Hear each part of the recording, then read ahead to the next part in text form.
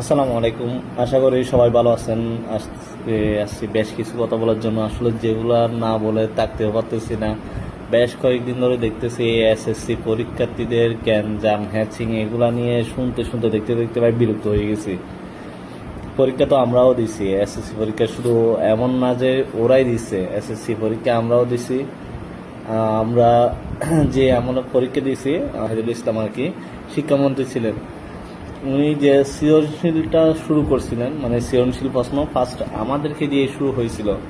আমরা 7টা সৃজনশীল পরীক্ষা, একটা প্রশ্নে আমরা 4টা করে সৃজনশীল থাকতো, 4টা করে সৃজনশীল প্লাস এই সৃজনশীল 428টা প্রশ্ন লিখে আমাদের পরীক্ষায় পাশ করতে হয়েছে।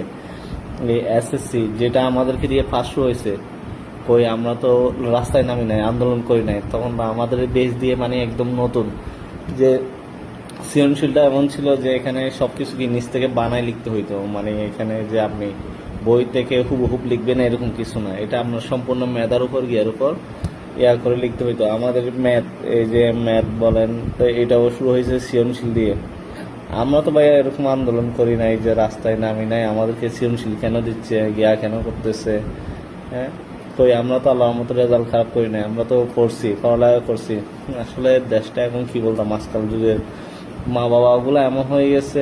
আমাদের আমলে তো আমরা, আমার না, আমার বয়স আর কত হচ্ছে, আমি হয়তো 2013 সালে এসএসসি দিছি। তো যার সুবাদে আমার সময়টাতে আর কি আমার মা বাবারা, আমি যতটুকু দেখছি, মানে আমরা থেকে যখন আমরা এসএসসি পরীক্ষা দিচ্ছিলাম, মানে বাসা থেকে বলেন রাস্তায় গিয়ে যে এরকম আন্দোলন করব, স্কুলের মানে স্কুল টাইমের বাইরে, তারপর কোচিংয়ের বাইরে যে এক্সট্রা করে রাস্তায় সময় কাটাবো, এই সময়টা পর্যন্ত আমাদের রাস্তায় থাকতে দেয় নাই। আমি চিন্তা করি আজকাল যুগের মা বাবাগুলো কেমন মা বাবা, যে তারা তাদের সন্তানকে কন্ট্রোল করতে পারে না, যে রাস্তায় নামতেছে তার সন্তান কই যাচ্ছে এগুলো তাদের মানে ওদের দেখার সময় নাই, এরকম হয়ে গেছে। কে কোথায় যাচ্ছে তার কোনো খোঁজ খবর নাই, রাস্তায় নামতেছে, আন্দোলন করতেছে, কিরে ভাই আপনার সন্তান কই যাচ্ছে খবর রাখেন, কি করতেছে খবর রাখেন, আমায় দিলেন রাস্তায়। মানে ওই শিক্ষামন্ত্রী মিলন সাহেব একটা কথা বলছে, কেন ফার্মের মুরগি, তো ফার্মের মুরগি না বলে কি গিয়া বলবে, দেশি মুরগি বলবে। আজকাল যুগের ছেলেগুলো তো এমনি তো ফার্মের মুরগি। কথা মানে সঠিক কথা বললে ওদের গায়ে লাগে, কিছু বলতেও পারে না। মানে এদেরকে কিছু একটা বলছে না, এটা এখন গায়ে লাগে এসে করতেছে। আমার কিছু কেন বলো, আমায় কিছু বলে বলে যে আমরা আন্দোলন করে সরকার পতন করছি, ফেসিস্ট পতন করছি, এই সেই নানান ধরনের কাহিনী হয়ে যায়। শুধু তারাই করছে, মানে এই শিক্ষার্থীদের পিছনে যে কারা ডাল ছিল, কারা ডাল হিসেবে ব্যবহার করে এই যে সরকার পতনের সহযোগিতা করছে, এগুলা তাদের চোখে দেখে নাই।